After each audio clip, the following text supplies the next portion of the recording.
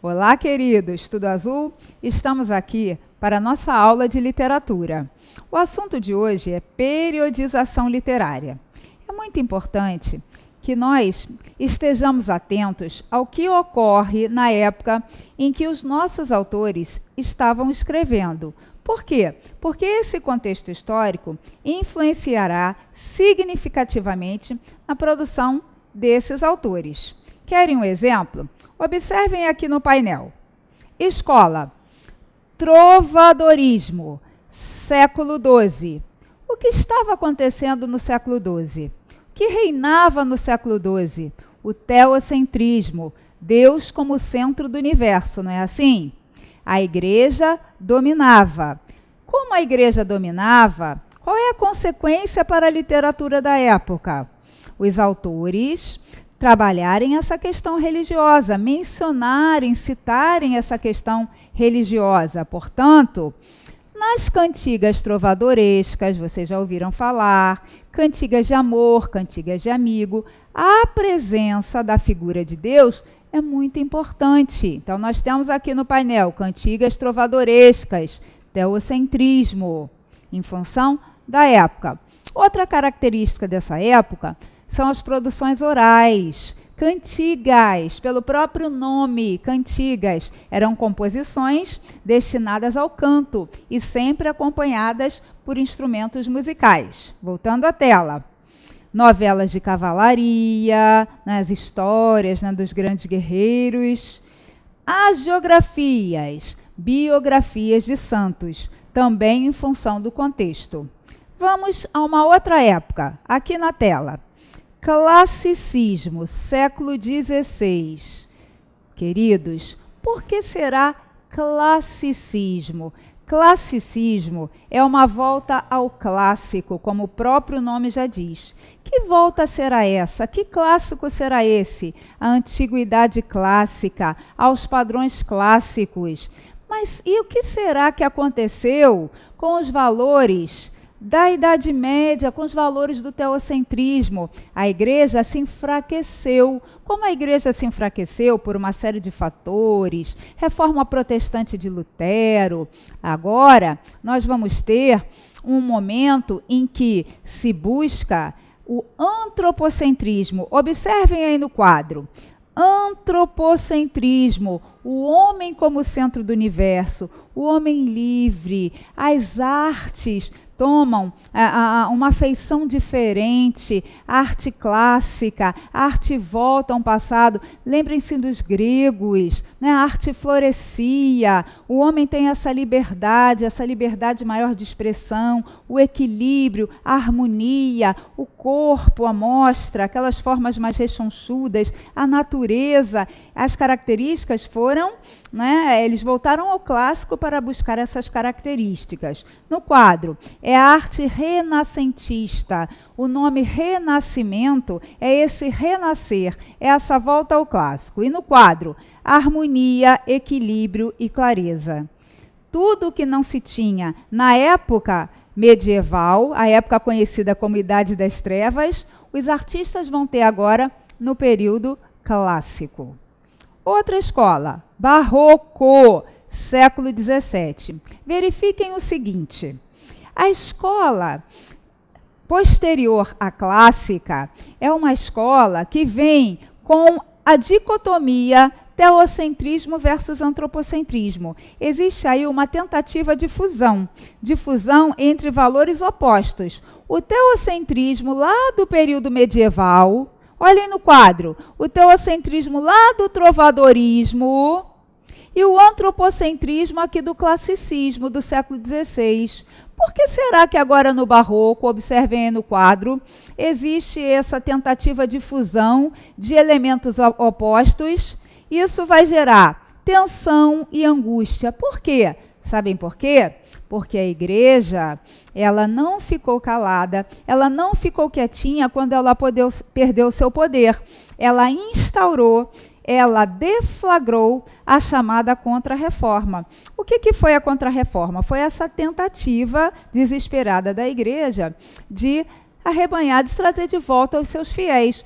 Por isso que o barroco é a arte da Contra-Reforma. Ele vai surgir justamente num período em que os artistas, em que a igreja tenta recuperar o seu poder.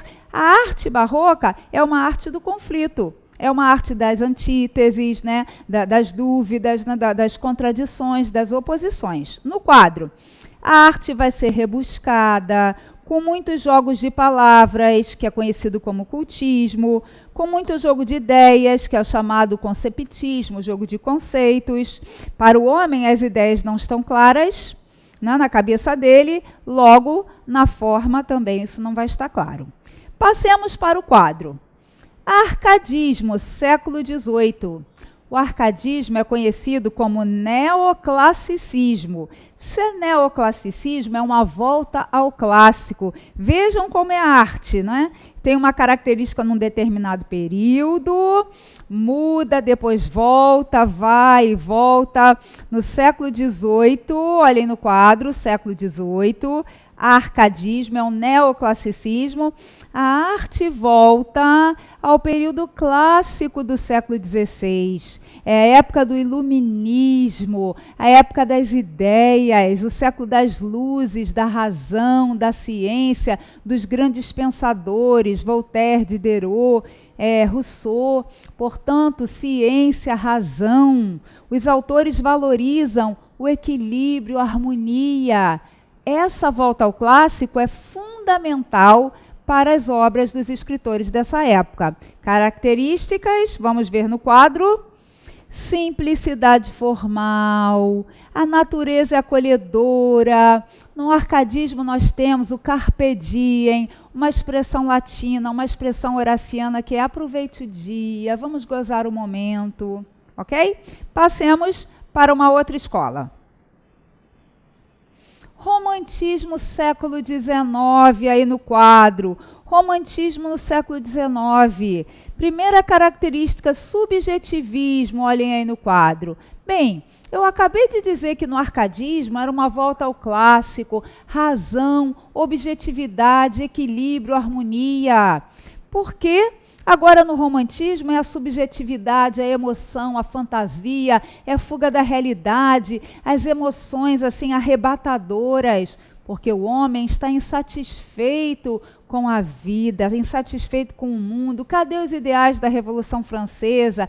Liberdade, igualdade, fraternidade. Para ele, tudo isso deu com uns burros na água. Então, essa insatisfação do homem vai gerar esse momento de introspecção, esse momento, não é, de querer externar o seu eu. Daí essa literatura realmente repleta de emoção. Ele quer escapar da realidade. Uma das características do romantismo é essa, escapismo, né? Fuga, evasão. Vamos ao quadro. Emoção, fantasia, natureza participativa. Lá no arcadismo eu coloquei natureza acolhedora. O poeta, o eu lírico, gosta daquela natureza. Aqui sente tranquilidade lá no arcadismo. Aqui a natureza participa. Por exemplo, Iracema, de José de Alencar. Iracema corre, né, mais do que a ema selvagem. A natureza é dinâmica. A natureza conversa com os animais. Então tem um dinamismo muito grande essa natureza. Lá no quadro, amor intenso, paixão, gosto pelo exótico, pelas questões diferentes, pela natureza selvagem, por guerras, por lutas, por batalhas. Lá no quadro, realismo, naturalismo, meados do século XIX. Aqui é revolução industrial, é mostrar realmente os problemas, é o cientificismo, é a época de darwinismo, evolucionismo, é psicanálise. Agora, o homem está preocupado em fazer crítica social, em mostrar o homem como ele realmente é, em desnudar os seus valores, os seus falsos valores. Vamos ao quadro. Por isso, ele mostra de forma racional, de forma objetiva, objetividade, um J aqui, objetividade, o homem, e nada de sentimentalismo, por causa da ciência da época, e denuncia os vícios e as corrupções sociais. Por isso, Machado de Assis mostra, né, tenta mostrar o caráter das personagens. Capitu traiu ou não traiu? Brás Cubas, não é? Aquele sujeito folgado, aquele sujeito que só queria aproveitar a vida da melhor maneira possível, pensava em enriquecer, ficar famoso. Foi a época, né? As pessoas querendo passar uma por cima das outras, né? A evolução das espécies, o mais forte detona o mais fraco. A época. Passemos no quadro para uma outra escola literária que também acontece na mesma época do realismo e naturalismo, parnasianismo. Parnasianismo é a poesia da época realista, mas com características muito diferentes. Enquanto realistas e naturalistas estão preocupados em mostrar a realidade, os realistas, uma classe social mais alta, o naturalista, uma classe social mais baixa, né? As pessoas mais animalizadas. Os parnasianos estão preocupados em fazer uma poesia formal, uma poesia muito trabalhada, uma poesia que se volta ao clássico, que nada tem a ver com a realidade. Falam de vasos, bustos, tapetes, arte pela arte, uma arte que só tem um fim nela mesma. Usam um vocabulário riquíssimo, umas rimas muito bem trabalhadas. É uma arte que foi muito combatida pelos modernistas, uma arte sem fim social. Outra escola literária. Simbolismo. O simbolismo é uma arte, aqui no quadro, é uma arte de fim do século XIX. É uma arte também muito inconformada com os valores sociais do seu tempo, por isso o eu lírico escapa da realidade. Ao invés de ele lutar, tentar mudar alguma coisa, os simbolistas são conhecidos como nefelibatas, aqueles que habitam as nuvens. Eles trabalham o eu muito profundo e querem transcender, ir para uma realidade superior. A morte é uma das características principais. Trabalham essa subjetividade num nível exagerado. Vamos ao quadro. Subjetivismo, linguagem vaga, valorização das sensações. Sabem aqueles versos de Cruz e Souza? Vozes veladas, veludosas, vozes volúpias dos violões. A intenção é trabalhar a sonoridade, a repetição do V, né? O choro, o som dos violões. Por isso, sensações, o som, o lamento, a literação, a repetição do V. O simbolista está preocupado com essa linguagem vaga, fluida, está preocupado em sugerir muito mais do que nomear. No quadro, fascínio pela morte e pelo sonho. Tal é essa insatisfação com a realidade. Bom, mas isso não pode ficar assim a vida toda. Muitos problemas acontecendo no final do século, mudanças, ao mesmo tempo, transformações, automóvel, novidades, indústria, problemas negativos e questões positivas também. O modernismo aparecendo, os artistas com uma sede de renovação muito grande, com uma sede de mostrar o nosso país, com uma sede de gritar e dizer chega de coisas só importadas, né? de arte importada. Nós precisamos mostrar que nós temos valor. E aí surge o modernismo. Vamos olhar no quadro. Modernismo no século XX. Uma visão crítica da realidade, mas com originalidade. Vamos trabalhar os versos livres, né? Sem aquela métrica perfeita, sem rimas. Eu rimo se eu quiser, de preferência que eu não rime. Vamos trabalhar o humor. Olha no quadro. O humor, essa liberdade formal e expressiva. Eu vou dizer o que eu penso, eu vou dizer o que eu quero.